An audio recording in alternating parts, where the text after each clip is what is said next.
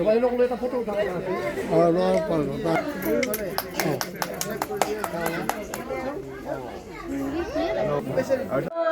আজি আন্তৰ্জাতিক দিব্যাংগ দিৱস আমি সকলোৱে জানো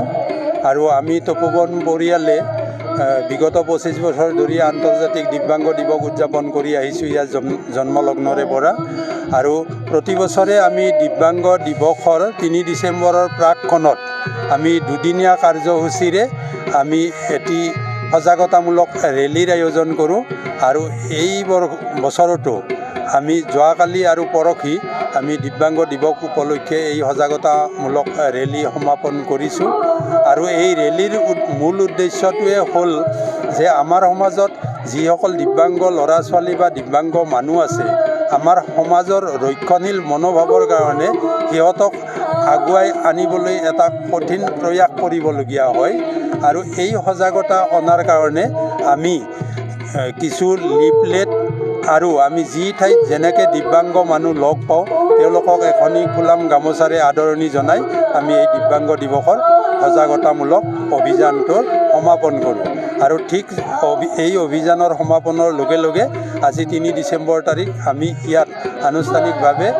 এই দিব্যাংগ দিৱসৰ আয়োজন কৰিছোঁ বিভিন্ন কাৰ্যসূচী চলি আছে ইতিমধ্যে আমাৰ মাজত অতিথি হিচাপে উপস্থিত আছে বজালী জিলাৰ অতিৰিক্ত আৰক্ষী অধীক্ষক ত্ৰিনয়ন ভূঞা ডাঙৰীয়া আমাৰ বজালীৰ এগৰাকী স্বনামধন্য ব্যক্তি অসম সৌৰভ কৃষ্ণ ৰয় ডাঙৰীয়াকে ধৰি বিভিন্ন অতিথিসকল উপস্থিত আছে আৰু ল'ৰা ছোৱালীসকলে দিব্যাংগ ল'ৰা ছোৱালীসকলে তেওঁলোকৰ যিখিনি পাৰদৰ্শিতা সেই পাৰদৰ্শিতাখিনি গীত মাত নৃত্য আদিৰে ইয়াত পৰিৱেশন চলি আছে আৰু আমাৰ এই তপোবনৰ মূল উদ্দেশ্যটোৱে হ'ল যে দিব্যাংগ ল'ৰা ছোৱালীসকলৰ শিক্ষা গ্ৰহণৰ যিটো সমস্যা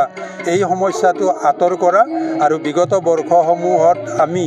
এই দিব্যাংগ ল'ৰা ছোৱালীসকলৰ বাবে Braille education physiotherapy speech therapy occupational therapy MR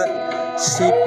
আৰু অটিজিম ল'ৰা ছোৱালীসকলক আগবঢ়াই নিয়াৰ কাৰণে সকলো ধৰণৰ প্ৰয়াস আমি অব্যাহত ৰাখিছোঁ আৰু ভৱিষ্যতলৈকে ৰাখি যাম আৰু ইয়াত সহায় সহযোগিতা আগবঢ়াইছে আমাৰ বজালীৰ সংবাদ মাধ্যমৰ ব্যক্তিসকল বা সাংবাদিকসকল বজালীৰ বিভিন্ন অনুষ্ঠান প্ৰতিষ্ঠান ব্যক্তি আদিয়ে ইয়াত সহায় সহযোগিতা কৰি আহিছে আৰু এই ধৰণৰ সহযোগিতা আমি ভৱিষ্যতেও কামনা কৰিছোঁ আৰু অসম চৰকাৰে যাতে